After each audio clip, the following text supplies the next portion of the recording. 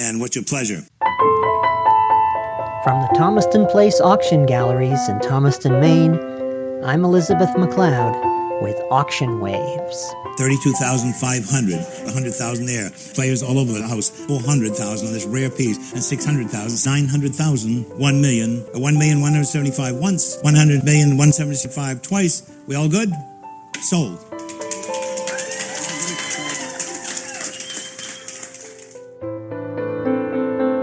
For most Americans today, there's been one constant, instantly recognizable over the entire course of their lives.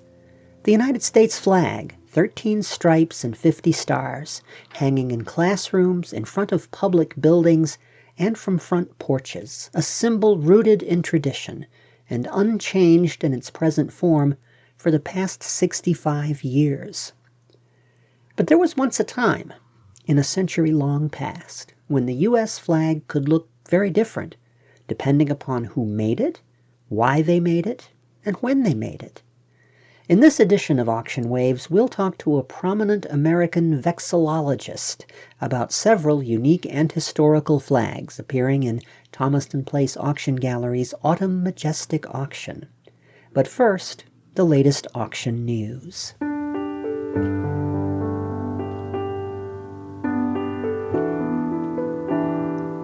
The time has come and the enthusiasm is palpable as eager bidders tour our galleries for in-person previews of our upcoming 4-day auction, with everything from rare Civil War memorabilia to rarities from the worlds of fine and decorative art to unique and compelling furnishings for the home. There's an accent on the modern in some of our more interesting furniture pieces, with auctioneer Kaja Veyu calling your attention to a breathtaking set of dining chairs from the workshop of legendary Maine artisan Thomas Moser. In this sale, we have a set of 6 of these Vita oval chairs in a sort of a cream leather and solid cherry frames. We also have a wonderful 2-seater Windsor bench and a coffee table made by Thomas Moser. All of his furniture is made in solid cherry. Distinctive yet comfortable, these Moser originals offer a once-in-a-lifetime opportunity for the discerning collector. There's more to see, more to consider, and more to bid on, so be sure to visit our galleries at 51 Atlantic Highway in Thomaston for Preview Week. And be sure to register to bid in all 4 days of this landmark auction event, November 6th through November 9th. The full catalog opens for you at thomastonauction.com. This is Auction Waves, and I'm Elizabeth McLeod. Witnesses to history, and often distinct participants in that history. Historical American flags tell our nation's story in every stripe, star, and stitch. And the study of those flags is a recognized scientific discipline. The North American Vexillological Society stands in the forefront of that field of research, and for a closer look at the history and heritage of 6 19th century flags coming up for auction at Thomaston Place Auction Galleries on Thursday, November 6th, we welcome by remote from Nevada vexillologist and past vice president of the NAVA, Jim Ferrigan. And before we go on with the rest of the conversation, maybe you could explain to our audience what a vexillologist is and does. Well, good morning, Elizabeth. Well, vexillology is the $5 word for the study of flags. It was coined in 1957 by Dr. Whitney Smith, who really wanted a word for the organized study of flags separate from, say, heraldry or history or political science or other disciplines into which the study of flags had devolved, a scholarly rather than, say, a hobby or a collector. Now, how did you become interested in vexillology? My father bought scrap for the Bethlehem Steel Company in Bethlehem, PA, and he brought some flags home from a ship after World War II, and he gave them to me. And I was fascinated, and I asked him what they were, and he said, I don't know. So he said, but there's a library down the block. So I went, and I was fascinated by All that information packed into a little rectangle. I think it's something that we all tend to take for granted. We see flags every day and they sort of just blend into the background. People walk around loose without a keeper. They see about 40 flags a day and never really give it much thought. Well, we have several Yeah. flags dating from the 19th century that I don't think anyone would just walk past without a second look. And one of the reasons that I think people will find them so interesting is that, well, people are used to looking at flags in a certain way. They always look a certain way. The stars are always arranged in the right pattern.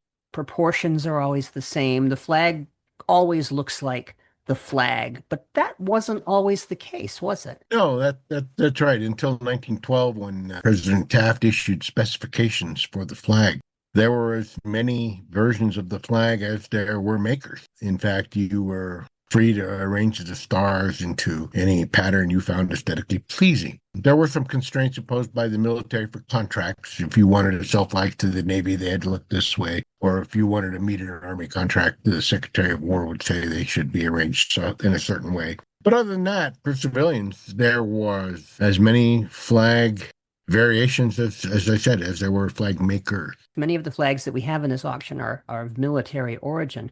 When did it really become common for civilians to own and display flags? That's an interesting question. Probably the first great outpouring of patriotism of which we have records and of which there's surviving material culture is probably the visit for the Marquis de Lafayette in 1824. We saw public outpourings of gratitude and welcome, and so that was probably the first time that historians took note of it. Alex de Tocqueville wrote that America was a wilderness of flags and commented how popular they were among the common folk as opposed to European traditions where that wasn't done.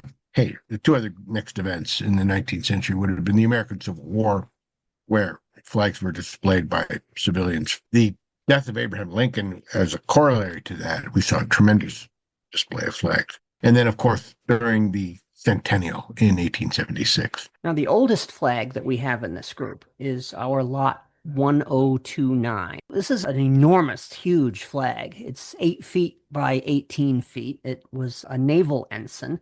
It was flown aboard the USS Utah during the Civil War. Now, you've looked over these listings. What do you find most interesting about this flag? So in terms of the Utah flag, it's interesting because there are thousands of 35-star flags surviving from the American Civil War. What makes a flag desirable is, does it have a connection to an event, a person, a vessel, or some other history? And this flag brings two of those components. We have the name of the skipper, in whose family the flag descended, and the name of the vessel.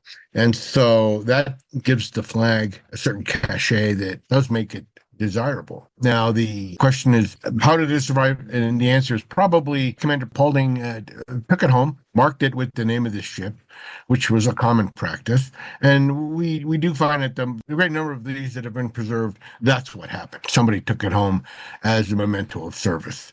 Now, I have examined this flag fairly closely, reporting on its condition for people who have been interested in it. And it amazes me that this flag is as solid as it is. I mean, I've inspected other types of 160-year-old textiles that, you have to be very careful to breathe on them, let alone pick them up. But this is a very sturdy piece of fabric.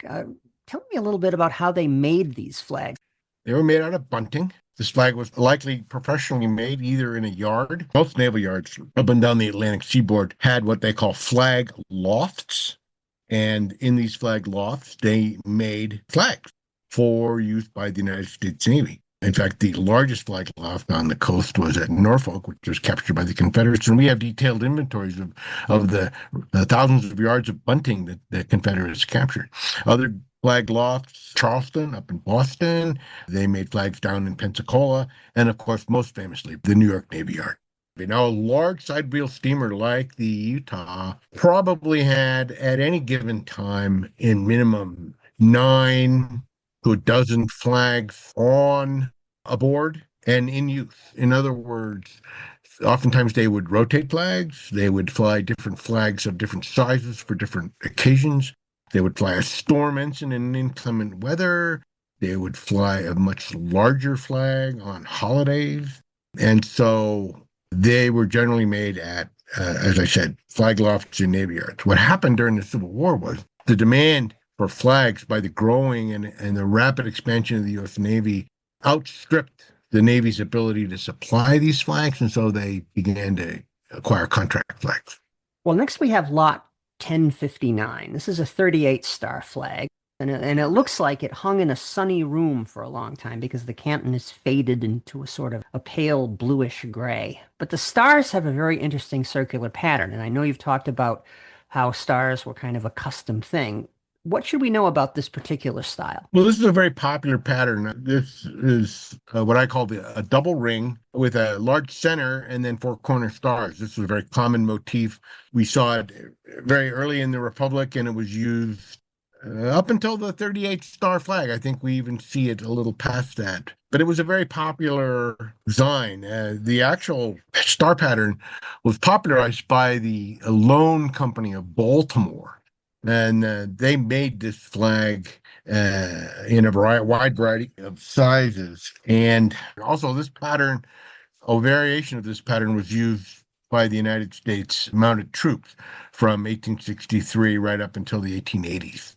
And so it's a well-established pattern. Probably vernacular, meaning it was not made in an armory or a flag loft, but probably made by someone skilled with the needle. So we have another 38 star flag, and this is another naval ensign. It's not quite as large as the previous naval ensign. The proportions are a little different, and it's another circular star pattern. What stands out on this one? Well, the single ring with the four corner stars and the large center star mimics the previous one. Again, probably not a naval ensign, probably a maritime ensign. Fanciful star fields were very popular among civilian maritime vessels. The Secretary of the Navy would issue a circular to all the different yards, and then where they made flags, then they would comply with the Secretary of the Navy's circular. So since this flag probably doesn't fall into that category, I think it was probably maritime use. There was a big display about 20 years ago at the Baltimore Flag House on just such large maritime flags. And when you say a maritime flag, you mean something that was used by merchant shipping? Merchant or commercial shipping, their wharves and docks that serviced them. Yeah. Okay, that was lot 1060 for those keeping score at home. And we step over next to lot 1061. And this is another 38 star flag. And this is another very large flag, 10 by 16. And we are told that this is an Army garrison flag. And tell us a little bit about that. It's common in the trade to use the term garrison flag to describe any large flag. In actual military usage, the regulations for a garrison flag were even larger. They generally had a 20-foot height.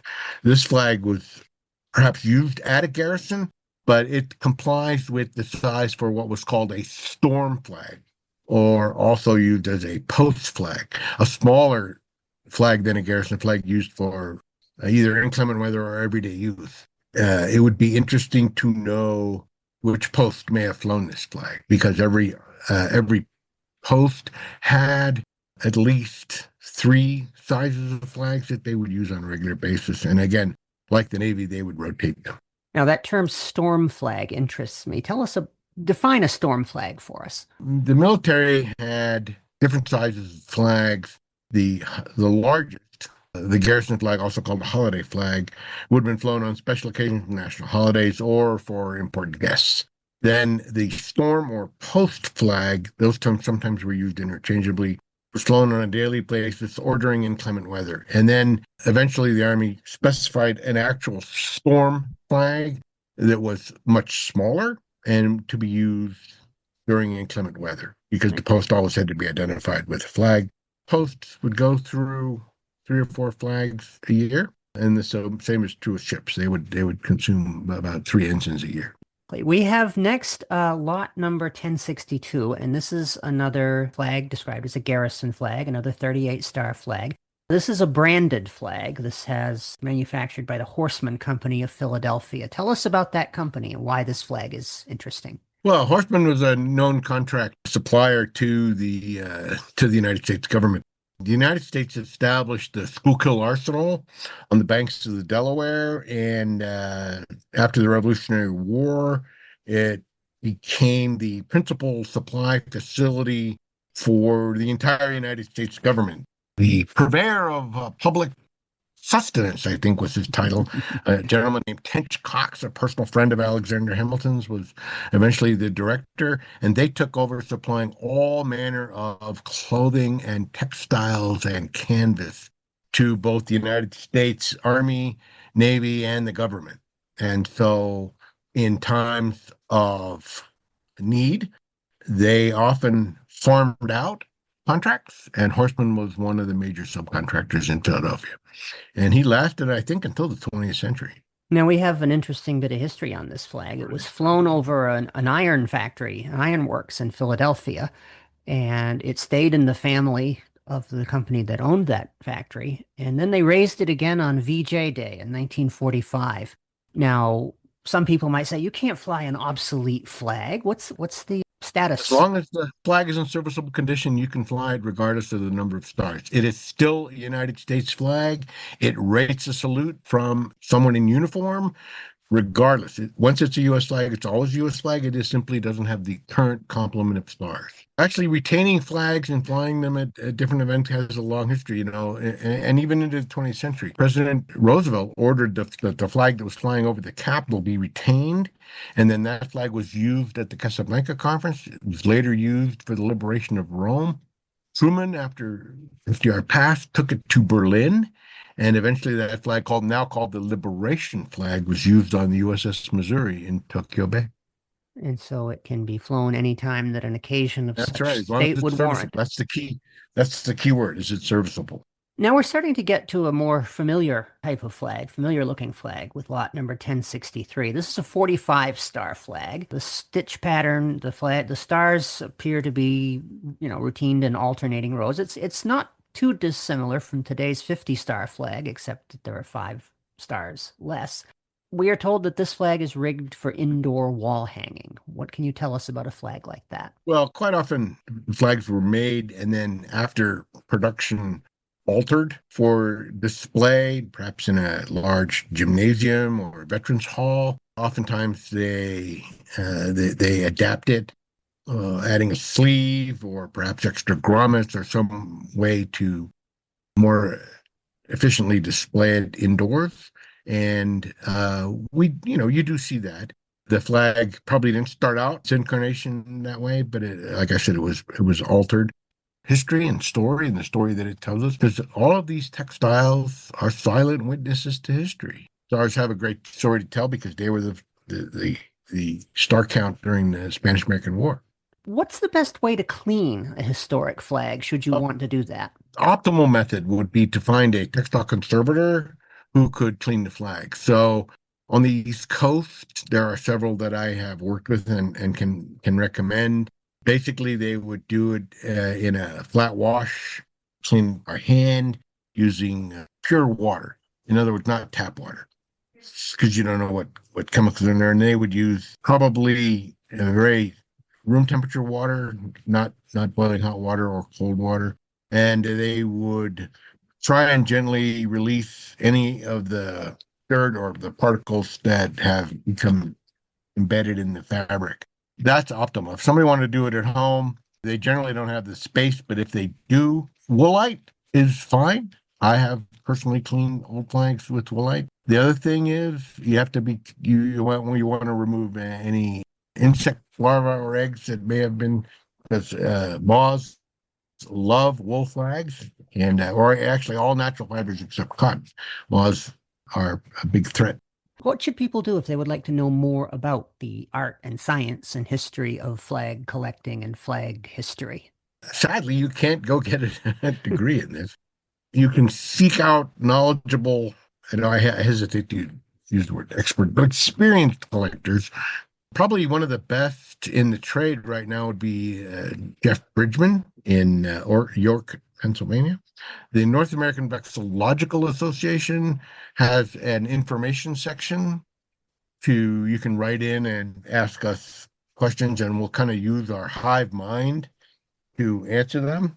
You can contact local historical societies, often have a textile conservator either on a retainer or on staff who can help you with perhaps a locally significant flag. And of course, you can find the North American Vexillological Association online at nava.org. That's right. That's right. I serve as an officer on board, and I also am their protocol officer. I answer questions about how to properly display. What's your dream flag to own? I always ask people what's their dream item. So what's your dream flag to own? I have several, but the one that I'm trying to find right now is the flag of the 26th Cavalry. The standard of the 26th Cavalry, the national standard and the unit standard, vanished in World War II. And the 26th was perhaps MacArthur's, one of his best units at the Bataan encirclement. Progress of the war, eventually the unit just dissipated. There were no people left in the 26th. We do know that two of the sergeants were given the flags, and they went through Japanese lines and they hid them. Later, they returned them to some American guerrillas who were in the mountains in Luzon, and they made a pledge to the Filipino sergeants that they would see that these flags were returned, and they were. In February of 1945, the flags were photographed being returned by an Army Signal Corps photographer, so we know they made it. And then the question is, what happened to them since then? They were turned in by a lieutenant general, or even only a major general, then Griswold, and we believe they were simply returned up the chain of command to MacArthur's headquarters. And I think they may be just anonymously held in a museum collection. And so I'm on the hunt to try and find the last standard of the 26th count. Well, if we ever turn it up in one of our auctions, we will be sure to let you know. Well, thank you very much, Jim Ferrigan, for joining us today on Auction Waves, and I hope that your flags continue to wave. History is all around us, and there's a real thrill in history that you can touch and own. Join us for our Autumn Majestic Auction, November 6th through November 9th, and bring a meaningful piece of that history into your own home. We'll see you at the galleries for auction previews, and don't forget, you'll save 5% off your buyer's premium when you bid in person or use our convenient phone or absentee bidding service. Ask at the front desk when you visit, or get the full story at thomastonauction.com. Tishri Dobson at the piano, Dave Allen makes history with the guitar, and the entire program is produced, written, and edited for you by yours truly, Elizabeth McLeod, wishing you smooth sailing and happy bidding for Auction Waves.